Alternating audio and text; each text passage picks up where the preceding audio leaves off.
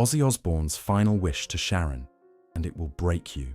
The morning sun cast long shadows across the bedroom window as Sharon Osbourne sat beside her husband's bed, holding the same hands that had once gripped microphones and commanded stadiums filled with screaming fans. Ozzy's breathing had grown shallow, his once powerful voice reduced to whispers, but his eyes still held that familiar spark of mischief that had made her fall in love with him all those years ago. It was July 22nd, 2025, and after months of battling the relentless progression of Parkinson's disease, the Prince of Darkness was preparing for his final curtain call.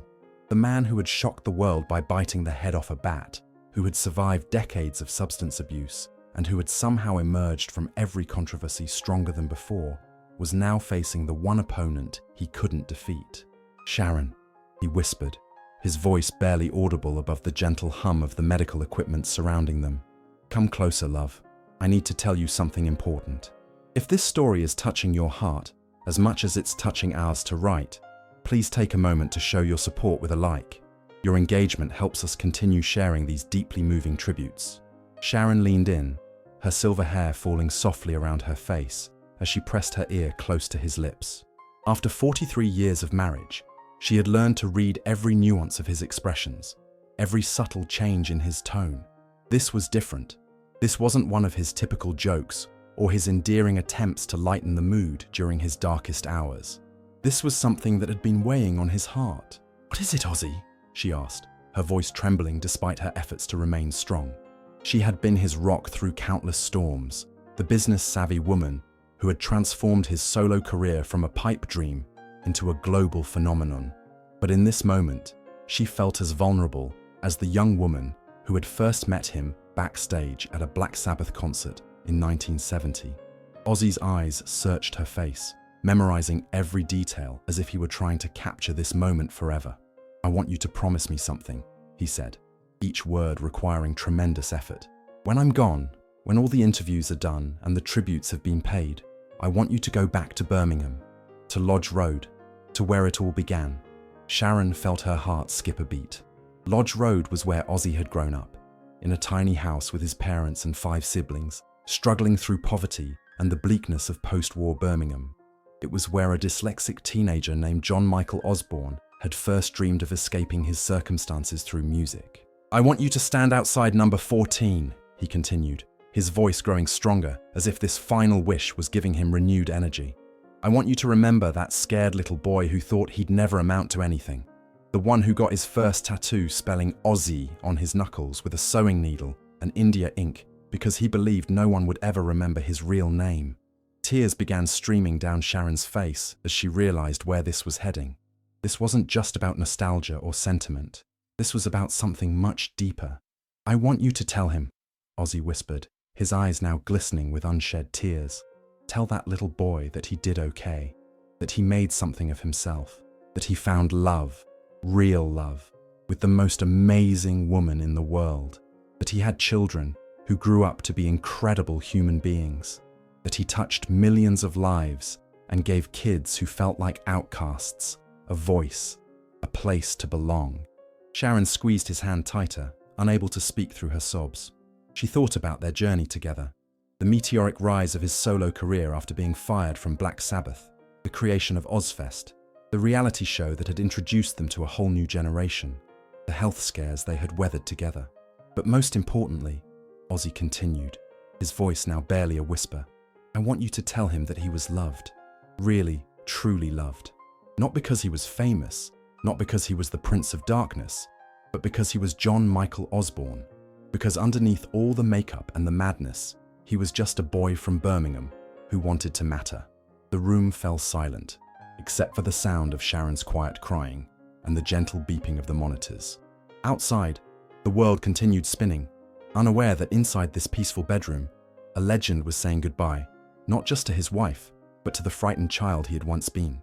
"There's more," Ozzy said, and Sharon looked up, surprised he still had the strength to continue. "I want you to go to the Black Sabbath Bridge. You know, the one they built for us on Broad Street. I want you to sit on that bench and play Changes on your phone. Remember when we used to listen to that song together in the early days, when everything was uncertain and we only had each other?" Sharon nodded. remembering those late nights in dingy hotel rooms when Ozzy's solo career was just beginning, and they weren't sure if the world would accept him without Black Sabbath. Changes had become their song during those vulnerable times, a ballad that showed a different side of the man the world knew as a screaming madman. "I want you to sit there and remember that love changes everything," he said. "That even someone as broken as I was can be healed by the right person. You saved me, Sharon. You took a burned-out, drug-addled mess and turned him into a man worth something. You saw potential in me when I couldn't see it in myself." The monitors around them began to signal changes in his vital signs. But Ozzy pressed on, determined to finish what he needed to say. "And when you're done there, I want you to go home.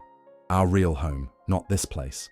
I want you to go back to the house where we raised our children, where we fought and laughed and built a life together. I want you to go to my music room and pick up my cross necklace, the one I wore at my last concert, the one that's been with me through everything." Sharon knew the necklace he meant. It was a simple silver cross, nothing fancy or expensive, but it had been his constant companion for decades. He had worn it through countless performances, through his darkest days of addiction, through his recovery, through everything. "I want you to wear it," he said, "not because I'm gone, but because it represents faith, faith that love endures, faith that music lives forever, faith that somewhere out there, a kid who feels like they don't belong will hear one of our songs and realize they're not alone." The medical staff began moving quietly around the room, checking equipment and making adjustments. But Sharon only had eyes for her husband, the man who had terrified parents around the world with his dark imagery and rebellious attitude was revealing the tender heart that only she had been privileged to know completely. "There's one last thing," Ozzy said, his voice now so quiet she had to lean even closer. "In my desk drawer, the locked one, there's a letter. I wrote it on our wedding day in 1982, but I never gave it to you. I want you to read it, but not now. Not until you've done everything else I've asked. Wait until you're ready to remember not just how we ended, but how we began." Sharon felt her heart breaking and healing simultaneously. Even in his final moments, Ozzy was thinking about her, about their future without him, about how she would cope with the enormous void his absence would leave. "Promise me," he said, using what little strength he had left to squeeze her hand. "Promise me you'll do all of this. Promise me you'll remember the boy from Birmingham who just wanted to matter." "I promise," Sharon whispered, her voice breaking on the words. "I promise, my love." Ozzy smiled then, that same crooked grin that had charmed her from their very first meeting. "Thank you," he said, "for everything. For believing in me when no one else would. For fighting for me when I couldn't fight for myself. For loving John Michael Osbourne, not just Ozzy Osbourne." As if those words had released him from his final earthly obligation, Ozzy's breathing began to slow. His children, who had been waiting respectfully in the hallway, entered the room quietly, surrounding the bed where their father lay. "Take care of your mum," he whispered to them, his eyes moving from Jack to Kelly, to Amy, to Lewis. "She's the strongest person I've ever known, but she's going to need you now, more than ever." At 11:47 a.m. on July 22nd, 2025, John Michael Ozzy Osbourne took his final breath, leaving behind a legacy that stretched far beyond music. He left behind a love story that had survived every possible obstacle, a family that had weathered public scrutiny and private struggles, and millions of fans who had found solace in his authenticity. But most importantly, he left behind a widow who now carried the sacred responsibility of fulfilling his final wishes. Wishes that would take her on a journey through their shared history and force her to confront the beautiful, complicated, extraordinary life they had built together. 8 days after Ozzy's death, Sharon stood outside the funeral home in Birmingham, preparing for the most difficult day of her life. The public procession had been planned down to the smallest detail, honoring not just the rock star, but the beloved son of Birmingham, who had never forgotten his roots. The morning of July 30th dawned grey and misty, as if the sky itself was mourning. Thousands of fans had already begun gathering along Broad Street, carrying flowers, wearing Black Sabbath t-shirts, and sharing stories of how Ozzy's music had changed their lives. The sight of so many people united in grief and celebration would have amazed Ozzy, Sharon thought.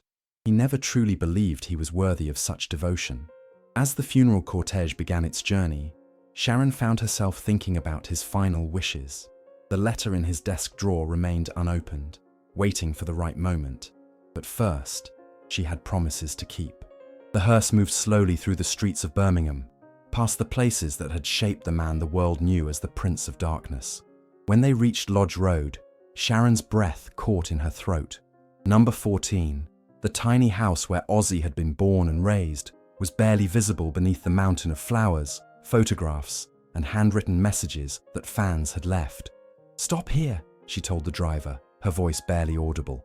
As the cortege paused, Sharon stepped out of the car, ignoring the cameras and the crowd's respectful hush. She walked slowly to the front of the modest house, her heels clicking on the pavement that young John Michael Osbourne had once run across as a child. Standing there, surrounded by the love of strangers who understood loss, Sharon closed her eyes and spoke quietly to the wind. "You did okay, John Michael," she whispered, using the name his mother had called him. "You did more than okay. You became everything you dreamed of, and so much more. You were loved, deeply and truly loved, not for what you became, but for who you always were. A beautiful soul with the biggest heart I've ever known." A gentle breeze stirred the flowers at her feet, and for a moment, Sharon could swear she heard the faint echo of laughter, the sound of a young boy who had finally learned he was worthy of love. The procession continued to the Black Sabbath Bridge, where thousands more fans waited. The bridge itself was covered in tributes, bottles of Jack Daniels, toy bats, photographs spanning decades of memories, and heartfelt letters from fans around the world. Sharon sat on the bench that bore the band's name, pulling out her phone with trembling fingers. She found Changes in her playlist and pressed play, letting the haunting melody drift across the water as fans joined in a spontaneous, respectful silence.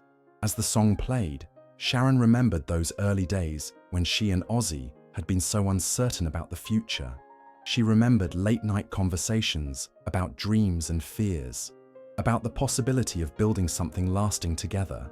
She remembered the first time he told her he loved her, not Sharon Arden, the manager's daughter, but Sharon, the woman who saw through his chaos to the man beneath. "We did it, didn't we?" she whispered to the sky.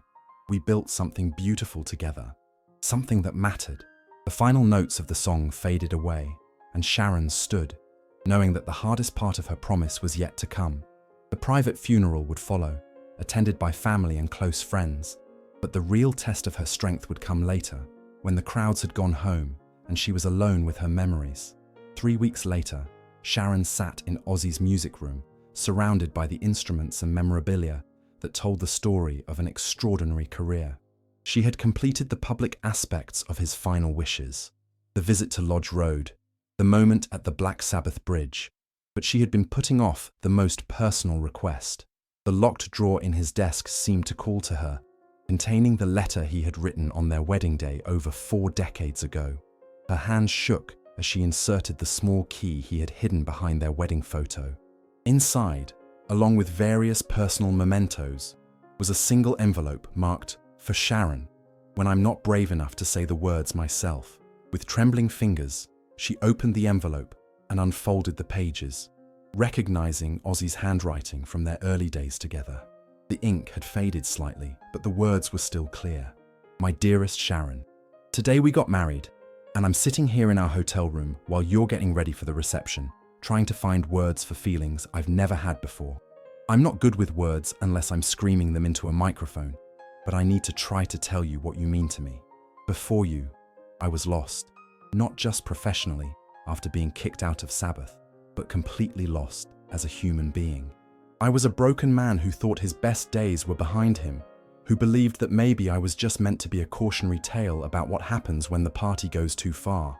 Then you walked into my life, and everything changed. Not overnight, because we both know I was too stubborn and too scared to let you save me right away. But slowly, with patience I didn't deserve, you showed me who I could be. You saw John Michael Osbourne when everyone else only saw Ozzy Osbourne, the character. You loved the scared boy from Birmingham who tattooed his nickname on his hands because he thought it was the only way anyone would remember him. You saw potential for greatness when I could only see reasons for giving up. I know our life together won't be easy. I know my demons won't disappear just because I've found an angel. I know there will be times when you'll wonder if loving me is worth the pain I'll inevitably cause. but I need you to know that every day I wake up beside you, I'm going to try to be worthy of the faith you've placed in me. I'm writing this letter because I'm too much of a coward to say these things to your face. You might laugh at me, or worse, you might realize you've made a terrible mistake. But someday, if I'm very lucky, I'll be old and grey and you'll still be beside me. And maybe then I'll have found the courage to tell you all of this out loud. If you're reading this and I'm gone, it means I never did find that courage. It means I spent 40-something years showing you how much I loved you through actions instead of words. I hope that was enough. I hope you know that every song I ever wrote, every stage I ever walked across, every moment of sobriety I ever managed to string together was for you. You are my heart, Sharon. You are my reason for being. You took a man who was dying and taught him how to live. You took someone who thought he was unlovable and showed him what real love looks like. If something has happened to me, if you're reading this through tears I'll never be able to wipe away, please remember this. You saved me. Not just professionally, not just from the drugs and alcohol, but spiritually. You saved my soul.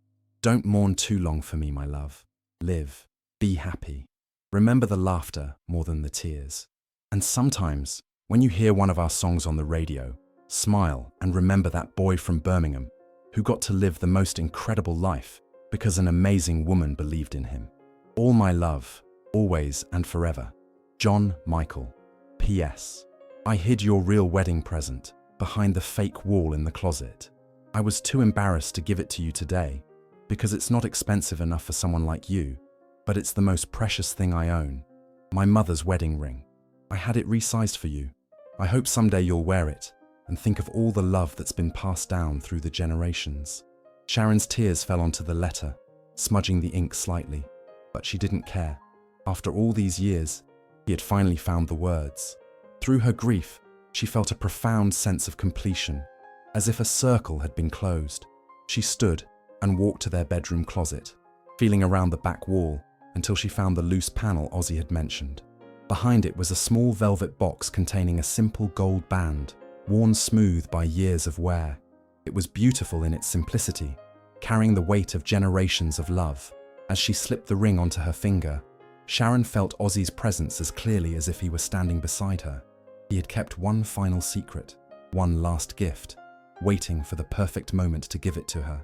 By the time Sharon finished reading the letter, the sun was setting over Birmingham, painting the sky in shades of purple and gold that seemed fitting for the end of this chapter of her life. She had kept all of Ozzy's final promises, completing the journey he had mapped out for her through grief and into healing.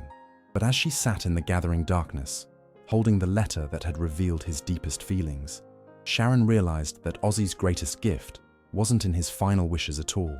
It was in the life they had built together, day by day, through all the chaos and beauty of their shared journey. She thought about their children, now adults with children of their own, who carried forward the best parts of both their parents. She thought about the millions of fans around the world who had found solace in Ozzy's music, who had felt less alone because of his willingness to bare his soul on stage. She thought about the charities they had supported, the young musicians they had helped, the love they had shared not just with each other, but with anyone who needed it. Standing up slowly, Sharon walked to the window and looked out at the stars beginning to appear in the darkening sky. Somewhere out there, she knew, a teenager was discovering Black Sabbath for the first time, feeling that same sense of belonging that had drawn millions to Ozzy's voice over the decades. Somewhere, a young couple was falling in love to the sound of Changes, building their own love story on the foundation of music that would outlast them all. "Thank you," she whispered to the night sky, knowing somehow that he could hear her. "Thank you for showing me what real love looks like. Thank you for giving me the most extraordinary life any woman could hope for. Thank you for being brave enough to love me, even when you thought you weren't worthy of love yourself." A shooting star streaked across the sky at that moment, and Sharon laughed through her tears. Even in death, Ozzy couldn't resist a dramatic flourish. As she prepared to leave the music room for the last time, Sharon caught sight of Ozzy's silver cross necklace hanging on its stand. She lifted it gently and fastened it around her neck, feeling the weight of it settle against her heart. It was more than jewelry. It was a symbol of faith, hope, and the enduring power of love to transform even the most damaged souls. Tomorrow, she knew, would bring new challenges. There would be business decisions to make, a legacy to protect, and a future to build without the man who had been her partner in everything. But tonight, surrounded by the evidence of a life well lived and a love that had conquered every obstacle, Sharon felt nothing but gratitude. Ozzy Osbourne, the Prince of Darkness, had finally found his light. And in keeping his final promises, Sharon had discovered that their love story wasn't ending.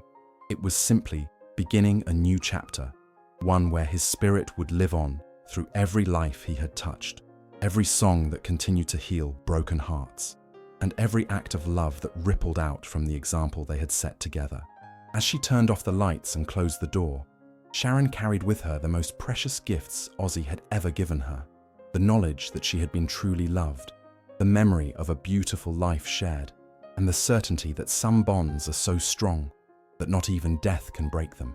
The boy from Birmingham who had just wanted to matter had created a legacy that would echo through eternity, and the woman who had loved him through everything would make sure the world never forgot the man behind the legend, John Michael Osborne, who had been loved completely and had loved completely in return. Thank you for sharing this emotional journey with us. Ozzy Osbourne's story reminds us that behind every larger-than-life persona is a human being searching for love, acceptance, and meaning. His final wish to Sharon wasn't about grand gestures or public declarations. It was about remembering the scared little boy who grew up to touch millions of lives and find the greatest treasure of all: true love. If this story moved you, please take a moment to leave a like and share your thoughts. In a world that often feels divided, stories of enduring love remind us of what truly matters.